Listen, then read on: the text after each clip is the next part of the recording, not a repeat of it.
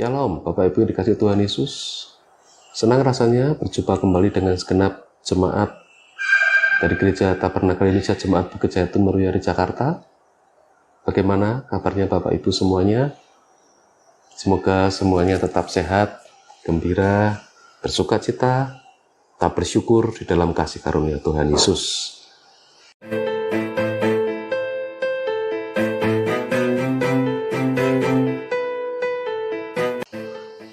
Terima kasih saya ucapkan buat Om Sony yang sudah memberikan saya kesempatan untuk sharing firman Tuhan pada saat ini.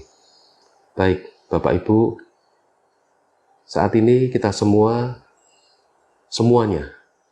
baik yang di Solo, di Jakarta, di Indonesia, bahkan di seluruh dunia, sedang mengalami wabah pandemi COVID-19. Semuanya terdampak. Tidak hanya dari segi ekonomi, tapi juga dari segi kesehatan, pariwisata, pendidikan, semuanya terdampak Bapak Ibu.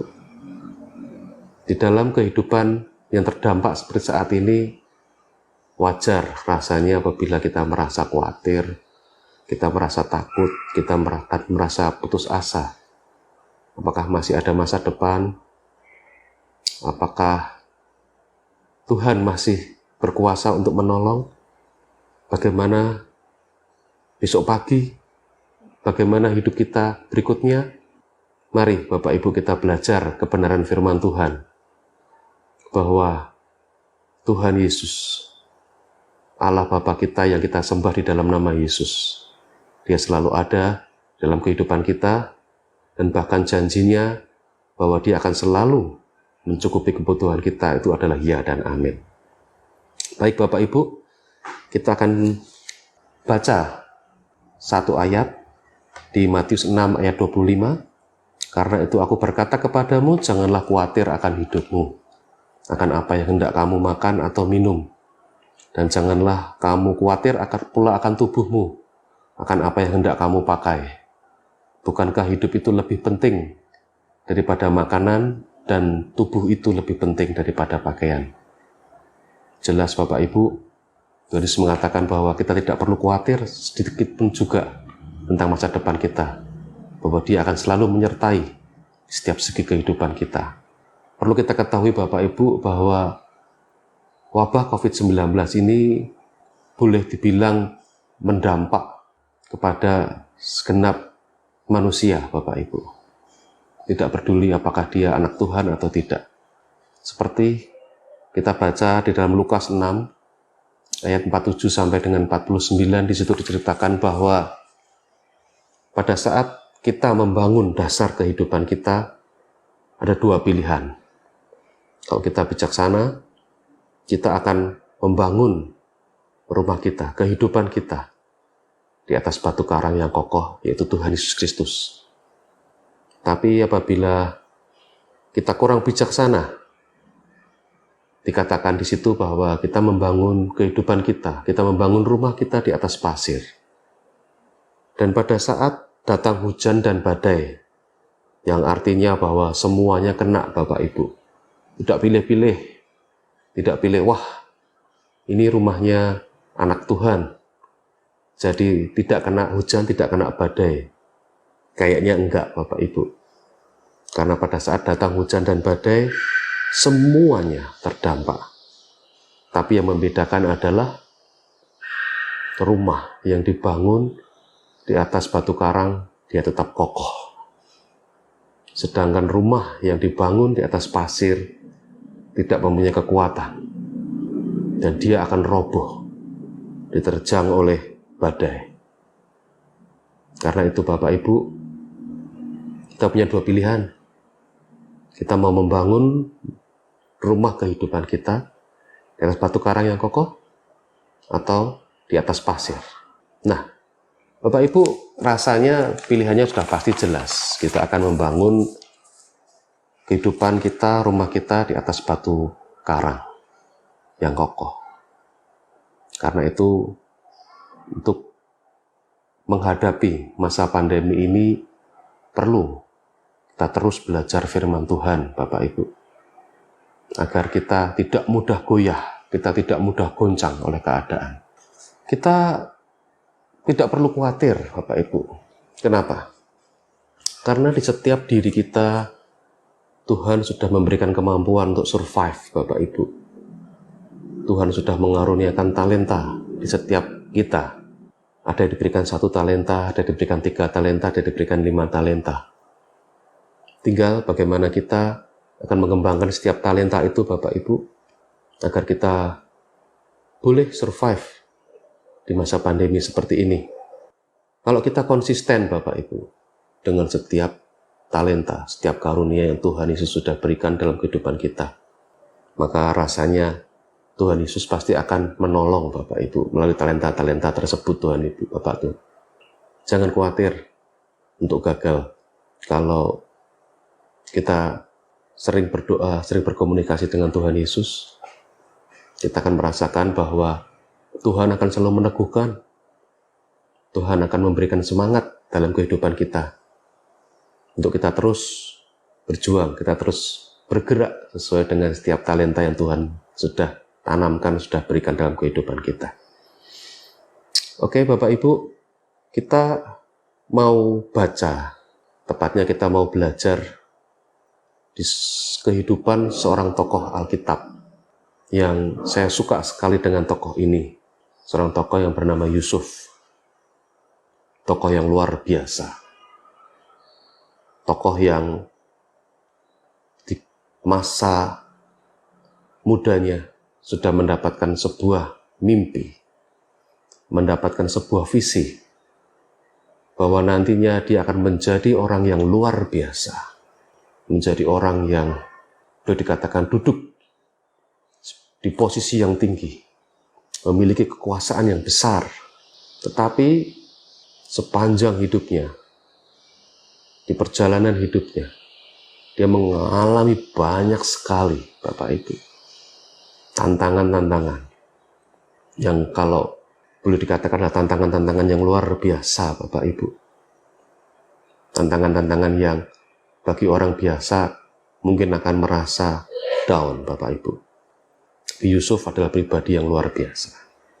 Baik Bapak Ibu, kita akan baca terlebih dahulu di dalam Alkitab kita di Roma pasal 5, ayat yang ketiga sampai dengan yang kelima. Ini adalah bacaan yang sangat menguatkan bagi saya. Oke, nah kita akan baca. Dan bukan hanya itu saja, kita malah bermegah juga di dalam kesengsaraan kita. Karena kita tahu bahwa kesengsaraan menimbulkan ketekunan. Dan ketekunan menimbulkan tahan uji. Dan tahan uji menimbulkan pengharapan. Dan pengharapan tidak mengecewakan Bapak Ibu. Sungguh, ayat firman Tuhan ini adalah ayat firman Tuhan yang sangat luar biasa Bapak Ibu. Kenapa? Pada saat saya baca ayat-ayat ini Bapak Ibu, pada saat saya baca di satu kata yang mengatakan bahwa kita malah bermegah juga di dalam kesengsaraan kita. Kata-kata bermegah itu Bapak Ibu, kalau kita baca di dalam versi bahasa Inggris King James Version Bapak Ibu, di situ dikatakan glorify. Seperti kita bernyanyi glory, megah, puji Tuhan. Tapi di dalam kesengsaraan Bapak Ibu, awalnya saya juga agak sedikit bingung Bapak Ibu.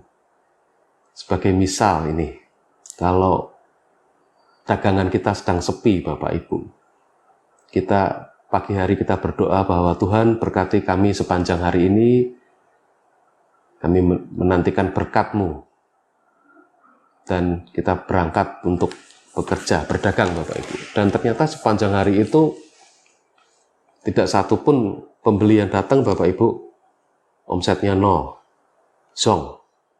Nah, pada saat itu kalau menurut firman Tuhan dikatakan bermegahlah. Nah, bagi saya ini kontradiksi banget Bapak Ibu. Pada saat kita mengalami kesengsaraan, kita malah bernyanyi, puji syukur, Puji Tuhan. Glory, glory, haleluya. Wah, apa ya bisa Bapak Ibu? Ya, misal nih, sebagai seorang pegawai, dipanggil oleh bosnya, kemudian dikasih tahu, Pak, karena sekarang sedang masa pandemi, banyak bekerja dari rumah, ya, dengan berat hati kami memberitahukan bahwa untuk bulan ini Bapak hanya akan menerima setengah bulan saja gaji. Nah, kalau menurut ayat ini Bapak Ibu, kita mesti berkata, puji Tuhan, glory, haleluya. Wah, mungkin nggak Bapak Ibu? Rasanya kok susah ya Bapak Ibu ya. Tapi di ayat berikutnya kita baca, karena kita tahu bahwa kesengsaraan menimbulkan ketekunan. Ini poin pertama Bapak Ibu. Kesengsaraan menimbulkan ketekunan. Apa sih sengsara itu? Sengsara itu ya keadaan yang gak enak Bapak Ibu dalam hidup kita. Seperti saat ini kita mengalami ekonomi yang sulit, bahkan mungkin ada yang sakit ya di tengah masa pandemi COVID-19 seperti ini, sakit itu rasanya nggak enak loh Bapak Ibu. Pada saat kita berangkat ke rumah sakit dihantui oleh rasa was-was, wah nanti kita ketularan nggak ya, rasanya nggak enak. Atau kita sedang mengalami masalah keluarga, apapun itu rasanya sengsara Bapak Ibu. Nah, sengsara itu Bapak Ibu timbul karena Tuhan sedang dalam proses untuk membentuk kita Bapak Ibu. Sengsara itu kalau kita jalani ya Bapak Ibu, terus menerus dengan mata yang terus memandang, dengan mata yang terus memandang kepada Tuhan Yesus, itu akan menghasilkan ketekunan Bapak Ibu. Kenapa begitu? Karena mencapai ketekunan itu Bapak Ibu, tahap ketekunan itu merupakan peperangan iman, di mana kita tetap terus bisa mengucap syukur di dalam masa yang sulit. Kita sedang susah, kesulitan secara ekonomi. Bagaimana kita tetap memuji Tuhan di masa kita sedang sakit misalnya. Bagaimana kita tetap punya pengharapan, tetap punya iman di saat kita melihat bahwa kayaknya hari esok itu gelap banget.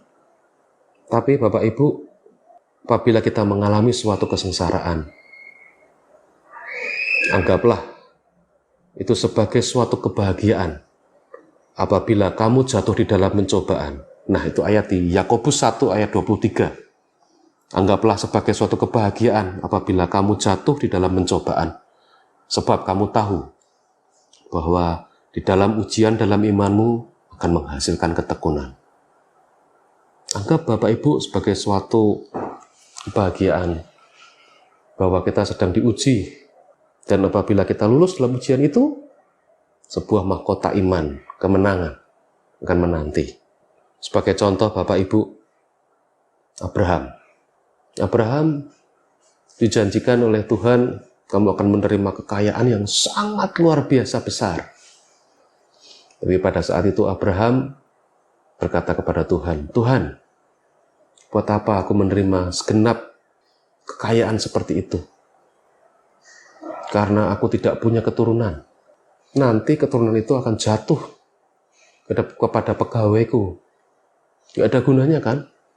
Tapi Tuhan berkata kepada Abraham, enggak, terima dengan imanmu sebuah janji bahwa engkau akan mempunyai keturunan dari istrimu Sarah.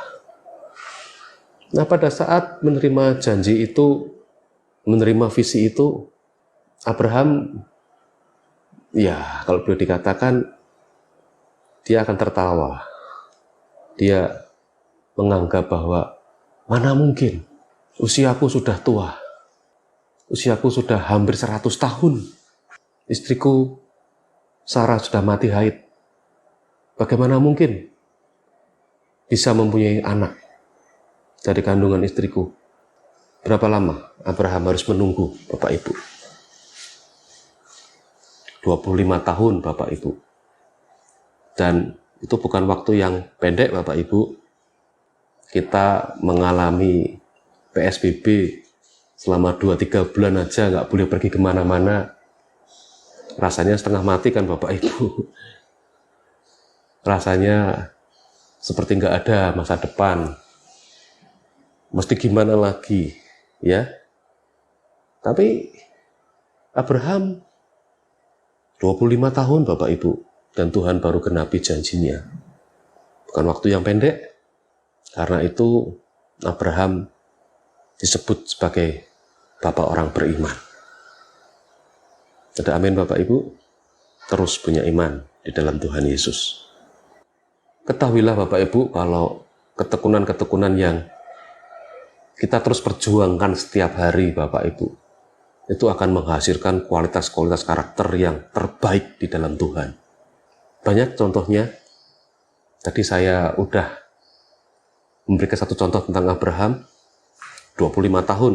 Ya, walaupun ada sedikit ya Bapak Ibu, kecacatan, kalau dibilang sebuah kecacatan, yaitu pada saat dia tidak percaya. Tapi secara overall, 25 tahun penantian. Dan itu bukan masa yang pendek, Bapak Ibu. Kemudian Musa. Nabi Musa itu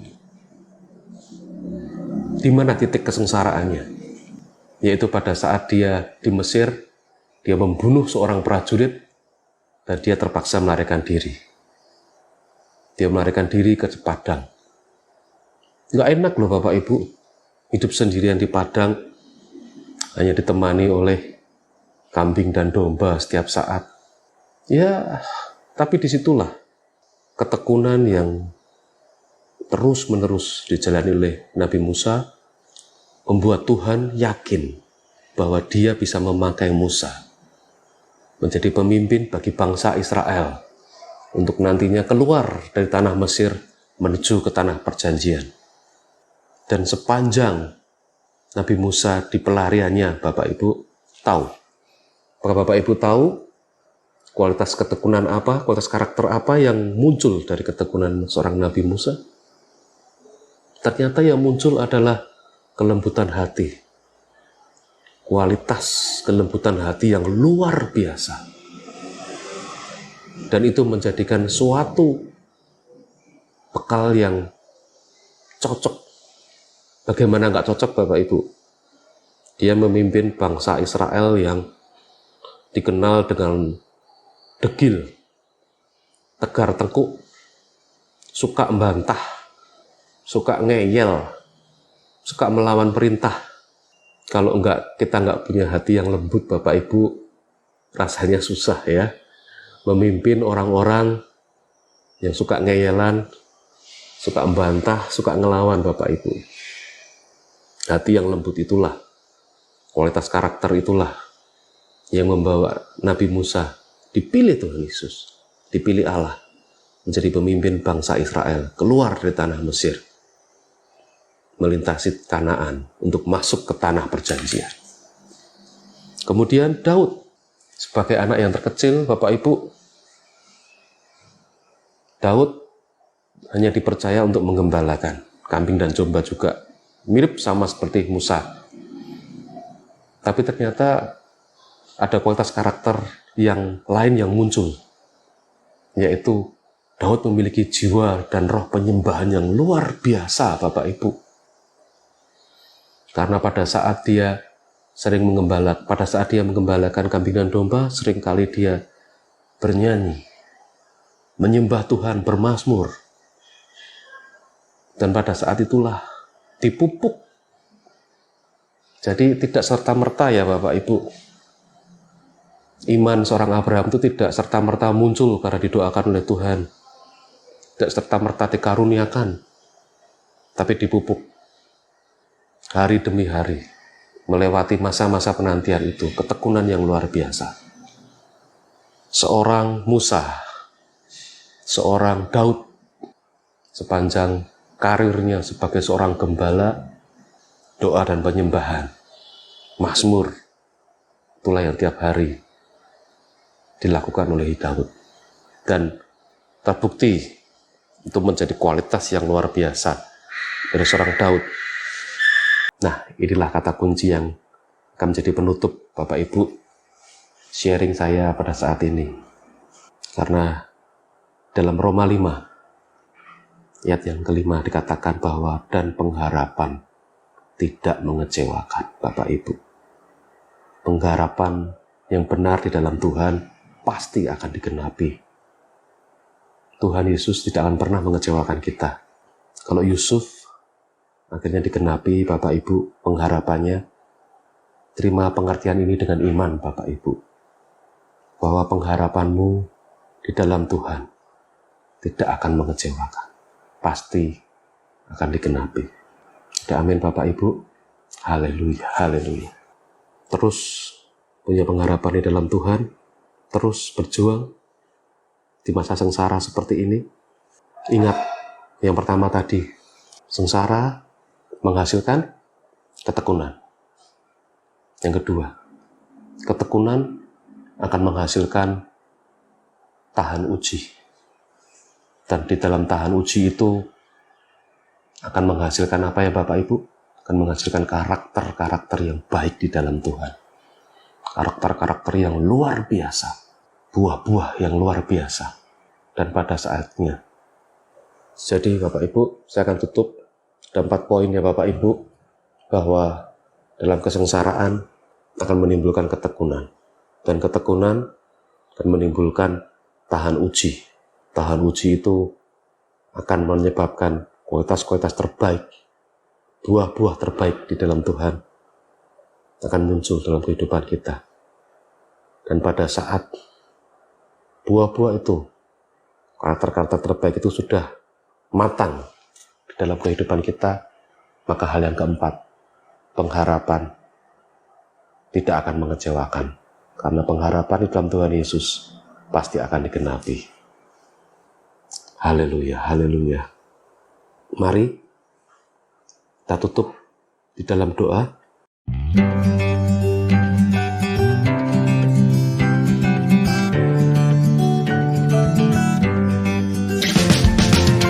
Tuhan, Allah Bapa kami yang kami sembah, kami panggil di dalam nama Yesus. Kami mengucap syukur untuk firman-Mu pada saat ini. Hamba-Mu berdoa Tuhan untuk setiap jemaat-Mu yang sedang mengalami masa-masa sulit, yang sedang mengalami masa-masa sengsara. Tuhan berikan kemampuan bagi mereka untuk terus bertahan. Tuhan berikan kemampuan bagi setiap dari kami, setiap dari jemaat-Mu, untuk terus tekun berjuang, untuk terus tekun melangkah bersama dengan Engkau Tuhan Yesus. Karena kami tahu Tuhan bahwa di dalam ketekunan kami Tuhan akan menimbulkan tahan uji. Dan di dalam tahan uji itu akan menimbulkan karakter-karakter yang baik dalam kehidupan kami ya Tuhan Yesus.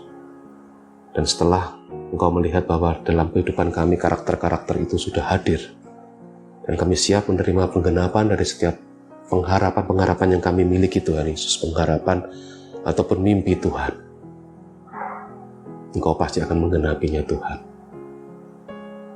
Hamba-Mu rindu untuk mendoakan bahwa setiap dari kami boleh terus dikuatkan, boleh terus bersuka cita, boleh terus mengucap syukur, glorified dalam masa-masa yang sulit ini. Terima kasih ya Tuhan, kami menyerahkan kehidupan kami, segenap tubuh, jiwa, dan roh kami, segenap keluarga kami, yang di dalam satu nama yang kami sembah, nama yang luar biasa, nama Tuhan Yesus Kristus. Haleluya. Semuanya katakan amin. Tuhan Yesus memberkati.